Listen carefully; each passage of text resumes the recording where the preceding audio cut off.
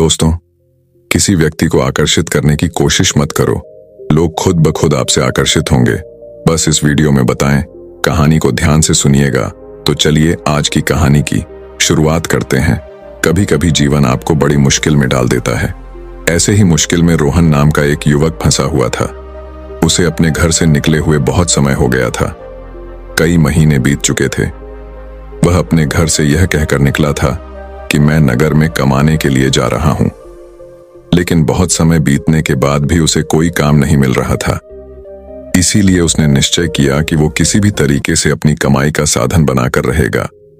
उसने अपने ही जैसे 3-4 युवकों की टोली बना ली थी और उन सब ने योजना बनाई थी कि वो किसी भी धनवान व्यक्ति को बुद्धू बनाकर उसका धन उससे हासिल कर लेंगे।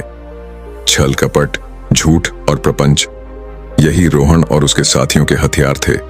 उन्होंने योजना तो बना ली थी, लेकिन उन्हें यह समझ में नहीं आ रहा था कि वह अपने शिकार को ढूंढेंगे कैसे और ढूंढने के बाद उसे बुद्धू बनाकर उसका धन कैसे लूटेंगे। आखिरकार उन चारों ने योजना बना ली।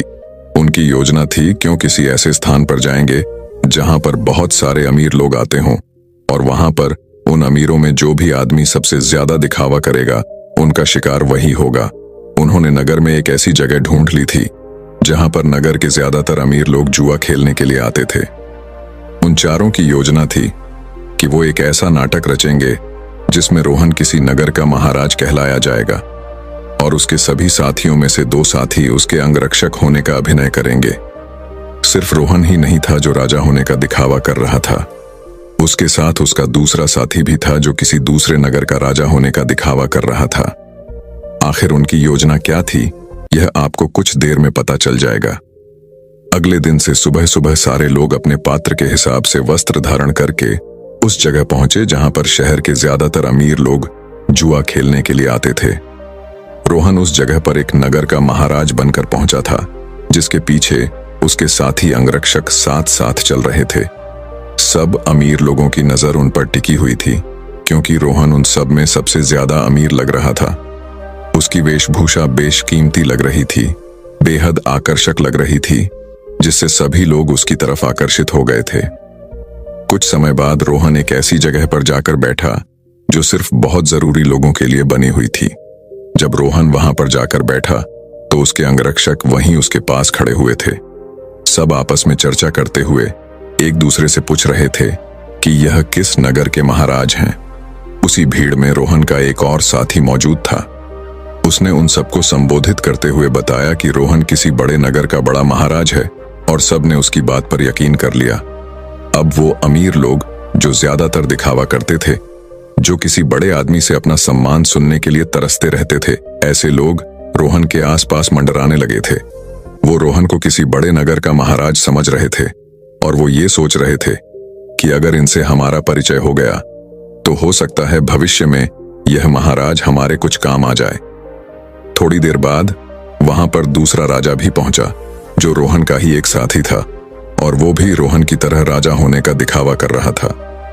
वो दूसरा राजा रोहन के ठीक सामने आकर बैठ गया। कुछ देर एक दूसरे से बात करने के बाद दोनों ने जुआ खेलने का निश्चय किया। कुछ समय बाद जुए की बड़ी बड़ी बाजियां खेली जाने लगी और रोहन, जो किसी नगर का महाराज होने का दिखावा कर रहा था, वो इस जुए में बहुत बड़ी रकम हार गया। लेकिन जब रोहन ने हारी हुई रकम निकालने के लिए अपनी पोटली ढूंढनी चाहिए तो उसे अपनी पोटली मिल ही नहीं रही थी। बहुत देर ढूंढने के बाद भी जब उसे पोटली नहीं मिली तो वो गुस्से से भरकर अपने अंगरक्षकों को डांटने लगा और डांटते हुए उनसे अपनी पोटली के बारे में पूछने लगा। लेकिन उसके अंगरक्षकों के पास इसका कोई जवाब नहीं था। वो सब नीची गर्दन करके खड़े हुए थे। रोहन ने बड़े ही शांत स्वर में अपने सामने बैठे हुए राजा से कहा कि देखिए, लगता है कि हमारी सोने के सिक्कों से भरी पोटली कहीं पर घूम गई है। मैं मानता हूं कि मैं जुए में हारा हूं, लेकिन फिलहाल मेरे पास तुम्हें देने के लिए कुछ भी नहीं है। अगर तुम मुझे कोई अपना पता दे दो तो मैं तुम्हारे पते पर तुम्हारी रकम भिजवा दूंगा, या फिर तुम मेरे राज्य में आकर मेरे राज्य महल में चले आना। वहां पर तुम्हारी पूरी रकम तुम्हें मिल जाएगी। यह सुनकर वह सामने बैठा हुआ राजा गुस्से से आग बबूला हो गया। वह रोहन को बहुत भला बुरा कहने लगा। नौबत यहां तक आ गई कि दोनों में हाथापाई शुरू हो गई। वहां पर उसके अंगरक्षक और इधर रोहन के अंगरक्षक दोनों आपस में भिड़ गए। कुछ देर बाद एक अमीर आदमी उन दोनों के बीच में पहुंचा और उन दोनों का झगड़ा सुलझाते हुए उसने कहा कि महाराज, आप मुझसे कुछ धनुर्धर ले लीजिए। आपको लड़ने की जरूरत नहीं है, यह आपको शोभा नहीं देता, यह आपकी शान के खिलाफ है। मैं आपको धनुर्धर दे देता हूं, आप मेरा धन मुझे लौटा देना। यह रहा मेरा पता। और अपना पता देते हुए उस अमीर आदमी ने रोहन को बहुत सारे सोने के सिक्के दे दिए जितने वो जुए में हारा था। उसने उसी के सामने बैठे हुए राजा के मुंह पर फेंक कर मारे और उस राजा से कहा कि हमारे लिए इन मुद्राओं की कोई कीमत नहीं है। तुम हमें जानते नहीं हो कि हम कितने बड़े महाराज हैं, हमारा नगर कितना बड़ा है, कितना खुशहाल है। अगर तुम कभी हमारे नगर में आओगे तो तुम्हें पता चलेगा। इस सज्जन ने मेरी मदद की है और बदले में मैं इसे इसका इनाम जरूर दूंगा। और यह कहते हुए रोहन ने उसे अपने नगर का पता देते हुए कहा कि अगर तुम हमारी मदद नहीं करते तो शायद आज हमें अपमानित होना पड़ता, लेकिन तुमने हमारी इज्जत बचाई है और बदले में हम तुम्हें सम्मान से नवाजेंगे। तुम्हें कभी भी किसी भी चीज की जरूरत हो तो तुम बेहिचक हमारे नगर में, हमारे राजमहल के अंदर चले आना। तुम्हारे लिए हमारे राजमहल के दरवाजे हमेशा खुले रहेंगे। वह अमीर आदमी तो चाहता ही यही था कि किसी तरह मेरा काम निकल जाए, किसी तरह मैं महाराज की नजर में ऊंचा बन जाऊं कि भविष्य में कोई मैं अपना काम उनसे निकलवा सकूं। थोड़ी देर बाद संध्या हो चुकी थी और संध्या समय सभी अपने घर की तरफ प्रस्थान कर गए। रोहन ने भी उस अमीर आदमी से जाने के लिए आज्ञा मांगी और कुछ समय में उसका धन वापस लौटाने का वादा करते हुए रोहन वहां से अपने अंगरक्षकों के साथ प्रस्थान कर गया। उनके द्वारा रचे गए नाटक में एक अमीर आदमी फंस चुका था, जिससे उन्होंने बहुत सारा धन भी ऐंठ लिया था। रोहन ने योजना बनाई थी कि जैसे ही वह किसी अमीर आदमी को बेवकूफ बना देगा तभी वह इस नगर को छोड़ देगा, क्योंकि यहां पर रहना अब खतरनाक साबित हो सकता था। इसीलिए उसने अपने उस साथी को बुलाने के लिए कहा जो दूसरे राजा बनने का नाटक कर रहा था, क्योंकि सोने के सिक्कों से भरी पोटली तो उसी के पास थी, लेकिन बहुत ढूंढने के बाद भी रोहन का वो साथी उसे कहीं नहीं मिला। अब रोहन को आभास हो गया था कि उसके साथी ने उसी को बेवकूफ बनाया है और सारा धन लेकर वह रफ्फू चक्कर हो गया है। जब रोहन को इस बात का पता चला तो उसे बहुत दुख हुआ। उसे कोई रास्ता नहीं सूझ रहा था। बिना धन के वो इस नगर को छोड़ भी नहीं सकता था, क्योंकि कहीं जाने के लिए भी धन चाहिए था। और जिस अमीर आदमी से उसने धन उधार लिया था वह उसे इस नगर में जरूर किसी न किसी दिन पकड़ लेगा, और जिस दिन वो उसे पकड़ लेगा उसे लंबी कारावास हो जाएगी। यहां पर समझने की बात यह थी कि वो अमीर आदमी उन लोगों के बीच में दिखावा करने की कोशिश कर रहा था कि मैं राजा के कितने करीब हूं, मैं उनकी मदद करता हूं, ताकि दूसरे अमीर लोगों को यह लगे कि इसके संपर्क बहुत ऊंचे ऊंचे हैं, ये बहुत अमीर और बहुत रईस लोगों के बीच में उठता बैठता है, जिससे उसका ओहदा अपने साथियों के बीच बढ़ सके।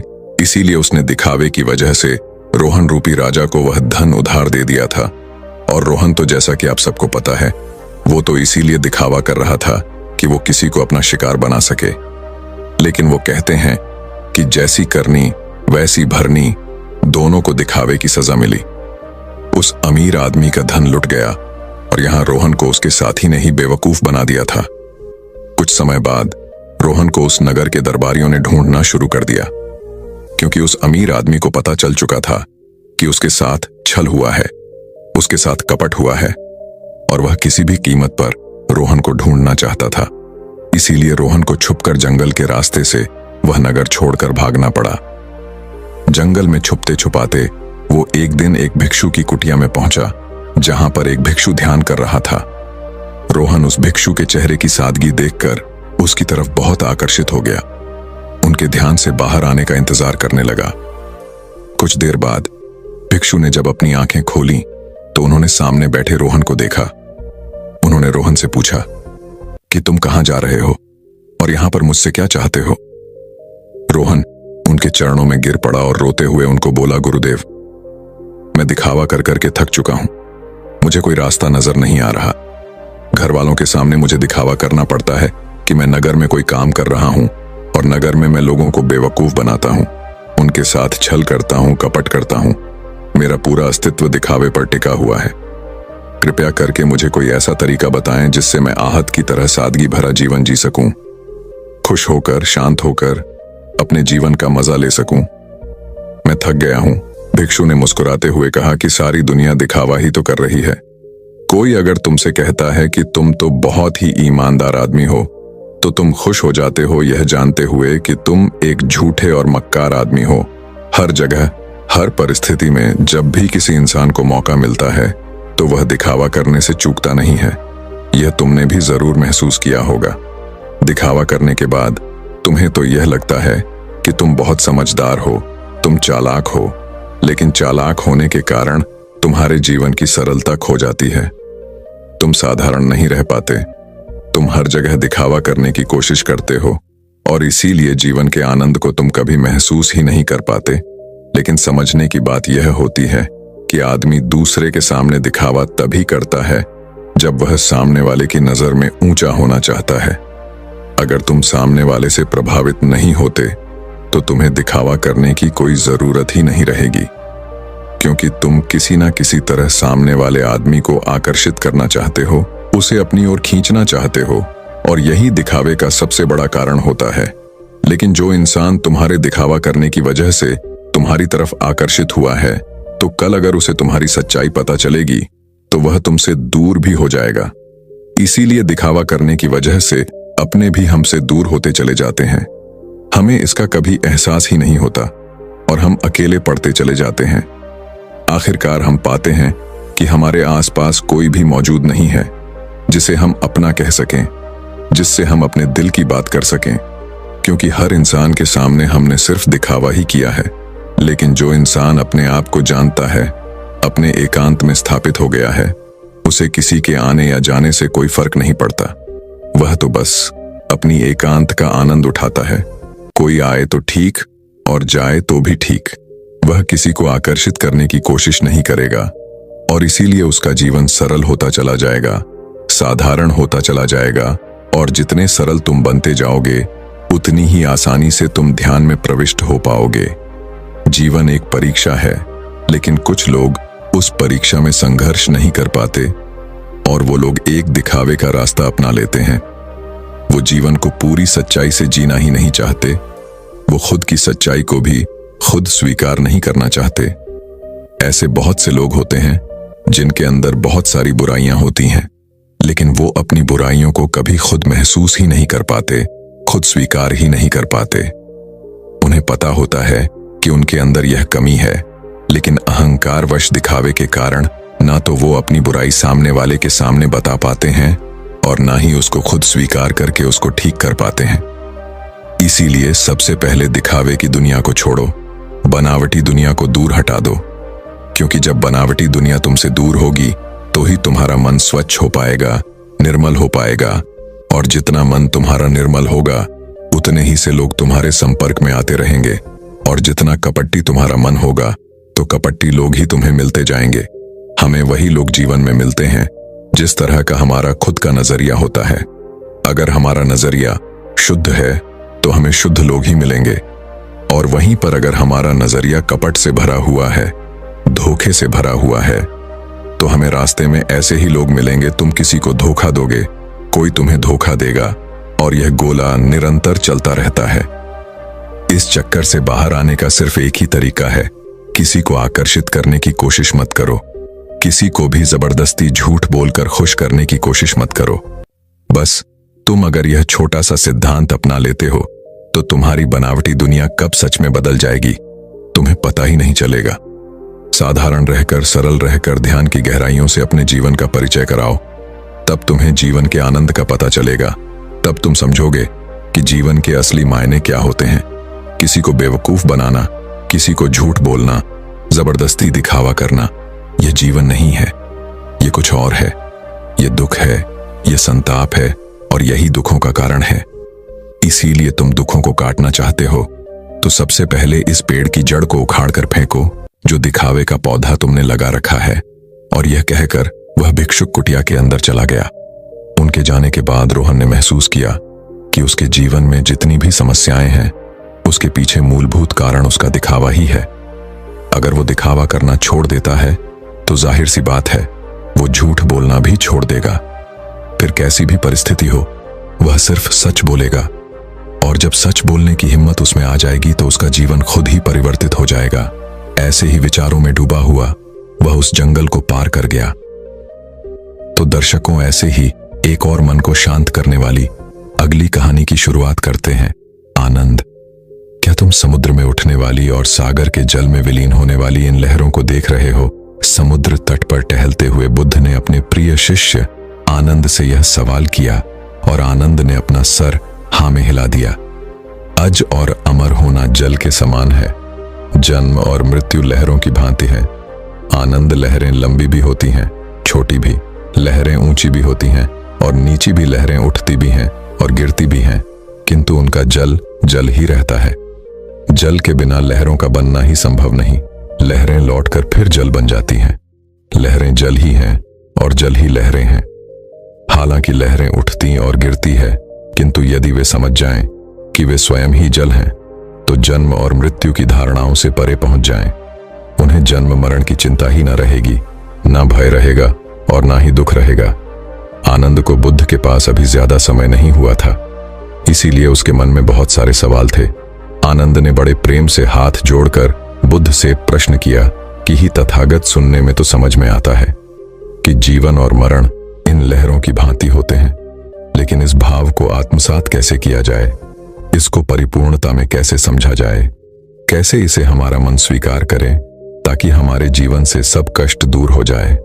आपके समझाने से मेरे तर्क तो शांत हो गए, लेकिन मेरा मन शांत नहीं हुआ। आखिरकार इस मन को शांत कैसे किया जाए? इसको कैसे समझाया जाए? बुद्ध ने बड़े शांत स्वर में कहा कि हमारा मन 18 अंशों से बना होता है। इन 18 अंशों के बिना हमारे मन की कोई भी स्वतंत्रता नहीं होती। जब तुम इन 18 अंशों को भली भांति समझ लेते हो, तो तुम अपने मन के गुलाम नहीं रह जाते, तुम उसके मालिक बन जाते हो, जिसकी लगाम तुम्हारे हाथ में होती है। उसके बाद तुम अपने मन के पीछे नहीं दौड़ते, बल्कि तुम्हारा मन तुम्हारे अनुसार कार्य करता है। इन 18 अंशों में सबसे पहले 6 इंद्रियां होती हैं। 6 इंद्रियों के विषय होते हैं और इन 6 इंद्रियों के द्वारा जन्म लेने वाली चेतनाएं होती हैं। सहेंद्रियां दृष्टि, सुनने की शक्ति, सूंघने की शक्ति, स्वाद, काया, चेतना और मनुष्य। चेतना और इन इंद्रियों के विषय होते हैं रूप, ध्वनि, गंध, स्वाद, स्पर्श और चित्त के विषय। और 6 चेतनाएं जो इंद्रियों के कारण जन्म लेती है, वह इस प्रकार है: देखना, सुनना, स्वाद लेना, स्पर्श करना और समझना। इन 18 ही अंशों के बिना कोई मन नहीं होता। ये 18 अंश जन्म, मृत्यु और परिवर्तनशीलता से बंधे होते हैं। इसीलिए मैं कहता हूं कि मन नाना प्रकार की भावनाओं का एक संग्रह है, जिसकी प्रकृति ही परिवर्तनशील होती है। तुम ये तो समझ गए हो कि हमारा मन इन 18 अंशों से मिलकर बना होता है, लेकिन यह भी बात समझने की होती है कि इन अंशों को जो भी स्वाद, गंध या जिस भी वस्तु में ज्यादा मजा आता है, वही हमारे मन से बंध जाता है। उसी का हमारा मन गुलाम हो जाता है।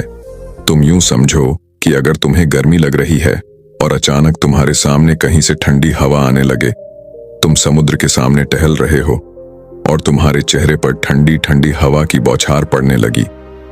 इससे हवा तुम्हारी काया को स्पर्श करेगी, जो तुम्हें आनंद देगी, और उस आनंद को पाने के लिए तुम्हारा मन हमेशा तैयार रहेगा। इसीलिए तुम्हारा मन इस प्रकार से गुलाम होता चला जाता है।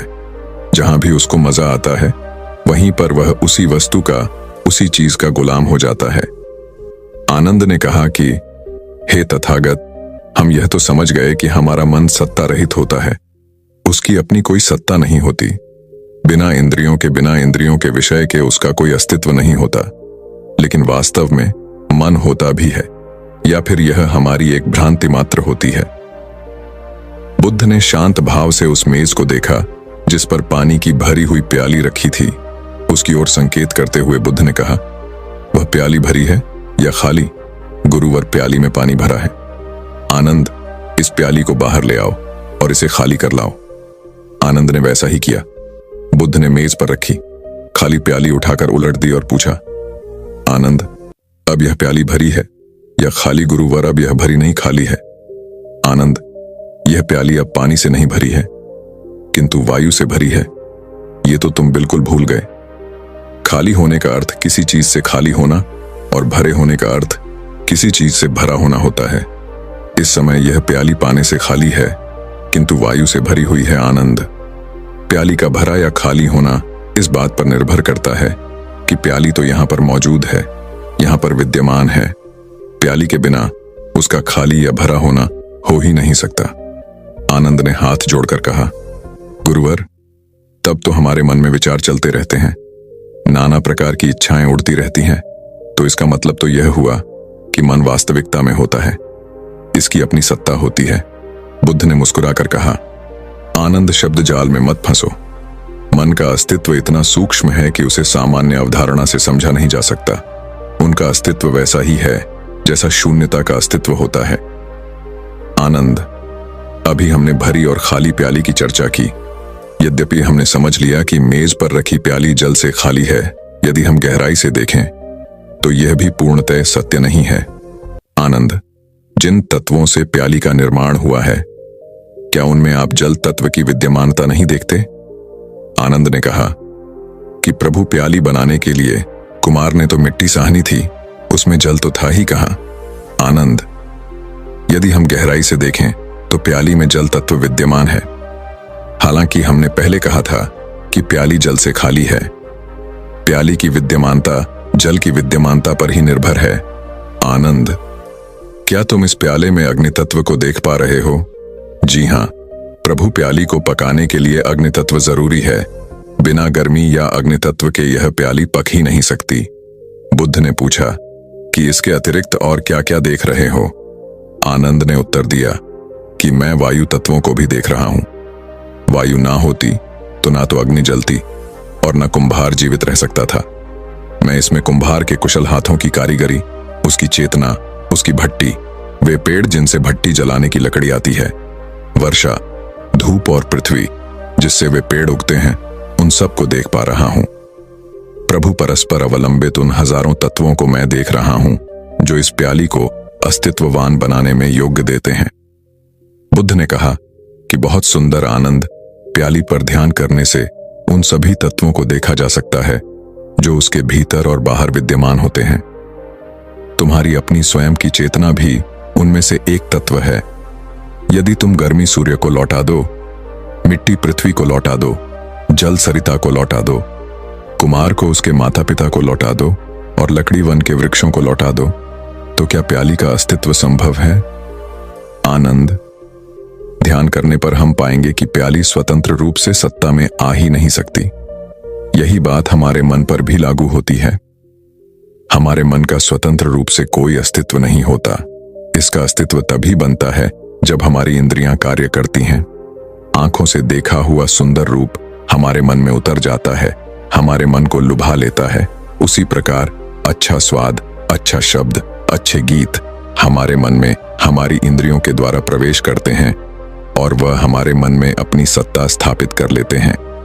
लेकिन आनंद, अगर एक आदमी अपनी इंद्रियों के प्रति सजग रहता है, होश में रहता है, पूरे ध्यान में रहता है, तो वह अपनी इंद्रियों के द्वारा उसके मन में प्रवेश हो रहे उन विषयों को देख पाएगा जिनसे उसका मन गुलाम होता चला जाता है। लेकिन जो इंसान होश में नहीं रहता, वो अपने मन के लिए ही नाना प्रकार की बेड़ियां बनाता रहता है और उसे कभी समझ में भी नहीं आता कि उसका मन इतना दुखी क्यों है, उसका मन इतना गुलाम क्यों है। इंद्रियों के द्वारा जो भी विषय हमारे मन में प्रवेश करते हैं, उनका विश्लेषण हमारी बुद्धि के द्वारा होता है। लेकिन अगर हमारी चेतना सोई हुई है तो हमारी बुद्धि व्यर्थ हो जाती है, वह बेकार हो जाती है। हमारी बुद्धिमत्ता किसी काम की नहीं रह जाती। अगर हमारी चेतना सजग है, हमारी बुद्धि जागृत है, तो हम यह देख पाते हैं और यह महसूस भी कर पाते हैं कि जीवन का कोई भी अनुभव शाश्वत नहीं रहता। वह केवल तब तक आनंद देता है जब तक उस विषय का अस्तित्व बना रहता है। उदाहरण के लिए, जब तुम कोई मीठा सेब खाते हो तो वह तुम्हें तभी तक आनंद पहुंचा सकता है जब तक तुम उस सेब को खाते रहो। उस सेब का अस्तित्व खत्म हो जाने के बाद हमारे मन के पास पकड़ने जैसा कुछ रह नहीं जाता, उसका सारा मजा खत्म हो जाता है। लेकिन समस्या यहीं पर पैदा होती है। उसकी इंद्रियां उसके मन को इस स्वाद में बांधने की कोशिश करती हैं। वह बार बार उसे याद दिलाने की कोशिश करती है कि वह सेब कितना मीठा था और इसीलिए उसका मन उस सेब को पाने के लिए बार बार लालायित होता रहता है। लेकिन यहाँ पर समझने की बात यह है कि अगर उसकी बुद्धि सजग होगी तो वह यह समझ पाएगा कि सेब का अस्तित्व हमेशा नहीं रहता, उसे मिटना ही होगा और इसीलिए हमारे मन को भी मिटना होगा, उसे शून्यता में जाना होगा। क्योंकि अगर हमारा मन अपनी इंद्रियों के विषय में एक बार बन गया तो वह हमेशा उन इंद्रियों के विषयों का गुलाम बना रहेगा।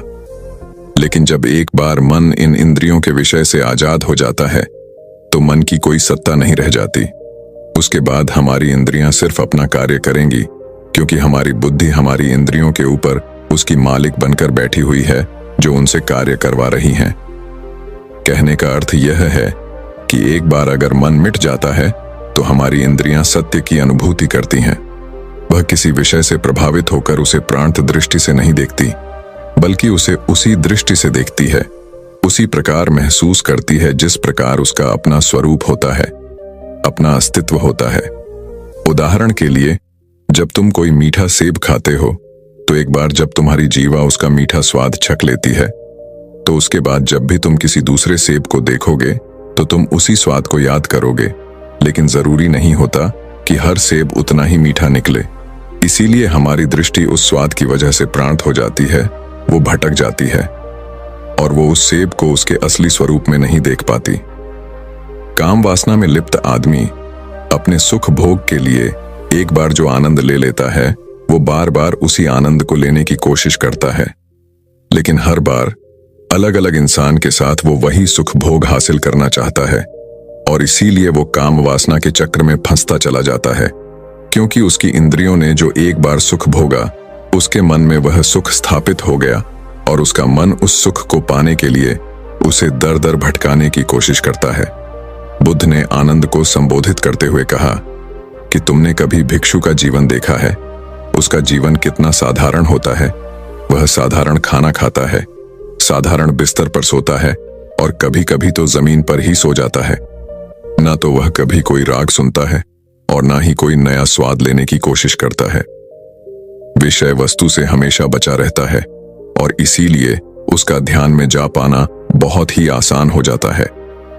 वह ध्यान की उन गहराइयों को महसूस कर पाता है और वह उस परमानंद की स्थिति को प्राप्त कर पाता है जो कोई भी विषय वस्तु उसे कभी भी नहीं पहुंचा सकती। कोई भी विषय वस्तु एक सीमित समय के लिए तुम्हें कुछ आनंद दे सकती है, लेकिन परमानंद वह होता है जो किसी भी विषय वस्तु से जुड़ा हुआ नहीं रहता, जो शाश्वत होता है, जो सत्य होता है। लेकिन वो परमानंद तभी शाश्वत रह पाता है जब हमारा मन मिट जाता है। तुमने बहुत से लोगों से सुना होगा कि इस काम में हमारा मन नहीं लगता या फिर इस काम में हमारा बहुत मन लगता है। वह वास्तविकता में जब मन मिट जाता है तो उसे हर काम में वही आनंद आता है जो उसे अपना रुचिपूर्ण कार्य करने में मजा आता है। वही आनंद वह हर काम को करने में महसूस करता है, लेकिन वो तभी संभव हो पाता है जब वो अपने मन को मिटा देता है, जब वो परमानंद की स्थिति को प्राप्त कर लेता है। और मन तभी मिट सकता है या फिर परमानंद तभी प्राप्त किया जा सकता है जब हम अपने इंद्रियों के विषयों के प्रति पूरे सजग रहें, पूरे होश में रहें। इसके बाद बुद्ध ने सभी को वो ध्यान करने के लिए कहा जिससे वो अपनी इंद्रियों के प्रति सजग हो सके। बुद्ध ने उनको बताया कि आज जब तुम ध्यान करो तो अपनी इंद्रियों के प्रति पूरे सजग रहना। तुम्हारे कान क्या सुनते हैं, तुम्हारी त्वचा कैसा महसूस करती है, और सभी इंद्रियों के प्रति इसी प्रकार जब तुम सजग रहोगे तो तुम्हें पता चलेगा कि तुम्हारे मन में विषय किस प्रकार प्रवेश करते हैं। इसके बाद बुद्ध, आनंद और उनके सभी शिष्य गहरे ध्यान में उतर गए। दोस्तों, मैं उम्मीद करता हूं कि यह कहानी सुनने से आपके जीवन में अच्छे बदलाव आए होंगे। आपको इस वीडियो से क्या सीखने मिला ये कमेंट करके जरूर बताएं और अपने परिवार, दोस्तों या आपके करीबी इंसान के साथ ये कहानी शेयर करके उन्हें भी इस ज्ञान से परिचित करवाएं। बाकी अगर आपको यह वीडियो दिल से अच्छी लगी हो तभी इस वीडियो को लाइक कर देना, और आपने अब तक इस चैनल को सब्सक्राइब ना किया हो तो चैनल को सब्सक्राइब भी जरूर कर देना। आपका हर दिन शुभ हो और खुशियों से आपका जीवन भरा रहे। धन्यवाद। नमो बुद्धाय।